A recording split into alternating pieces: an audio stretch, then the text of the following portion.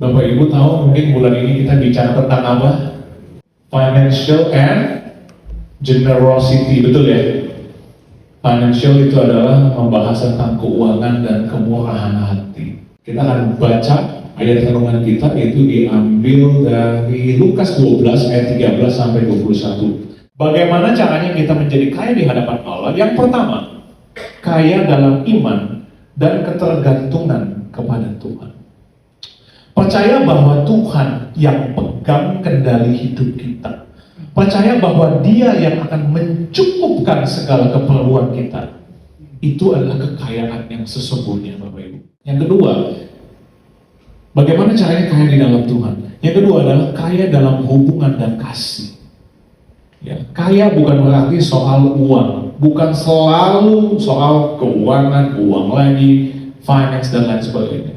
Ya, tetapi kita mempunyai keluarga, punya keluarga yang rukun, punya teman saling menopang, ya kan, itu jauh lebih berharga dari emas yang lagi naik sekarang. Kadang-kadang kita kalau punya emas banyak lagi naik, aduh seneng banget. Saya investor saham, saya suka melihat saham saya naik, betul. Ya tapi terlepas dari itu, kalau kita punya teman ya, ketika kita lagi susah, dia datang sama kita, dia doain kita, itu saya rasa jauh lebih berharga daripada itu semua.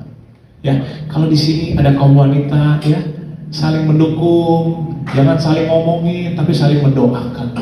Dan itu tidak, maaf ya, itu tidak bisa dibayar dengan apapun. Ya, kekayaan bukan hanya selalu melulu ngomongin tentang cien, Bapak Ibu. Ya, hubungan keluarga yang harmonis pun itu adalah kekayaan. Kita ngelihat keluarga kita adem ayem aja, damai banget. Itu berkat yang tidak bisa dibayar oleh apapun. 1 Petrus 4 ayat ke-8 dikatakan, tetapi yang terutama, kasihilah sungguh-sungguh seorang akan yang lain, sebab kasih menutupi banyak sekali dosa. Ya, Amsal 17 ayat 17. Kita mau baca sama-sama. Tolong dibantu. Amsal 17 ayat 17 dikatakan, seorang sahabat menaruh kasih setiap waktu dan menjadi seorang saudara dalam apa?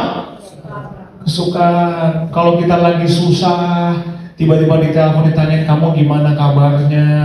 Apa yang bisa saya bantu, bisakah saya mendoakan? Itu adalah anugerah yang datang daripada Tuhan. Dan itu kekayaan yang sejati, Bapak Ibu. Ya, ketika ada seseorang yang seiman menghibur kita, ya, datang menolong, mendoakan, itulah kekayaan dalam sebuah hubungan. Ya, kaya dalam iman dan kasih. Itu yang kedua. Yang ketiga, yang terakhir, bagaimana caranya kita bisa kaya dalam Allah? Yaitu kaya dalam kemurahan hati.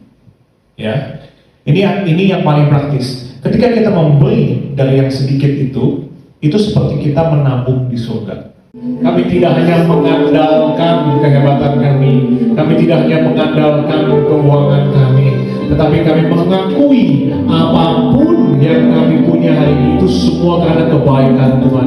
Itu semua karena anugerah Tuhan. Bukan karena kuat dan gagahnya kami bekerja, bukan karena kuat gagahnya kami mencari nafkah, tetapi semua itu kami dapatkan dari pencipta kami, namanya Tuhan Yesus, yang memampukan kami untuk mengelola apa yang Tuhan percayakan kepada kami.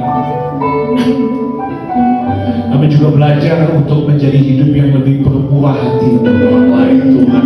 Kami gak selalu mikirin tentang saya, kepunyaan saya, perasaan saya harus diakui, saya harus dihormati. Tetapi kami mau belajar untuk mementingkan kepentingan orang lain juga, Tuhan. Sama seperti Yesus lebih mementingkan kami, bahkan Engkau rela mati buat kami semua. Terima kasih Bapa di dalam surga. Engkau baik, Engkau agung, Engkau sempurna.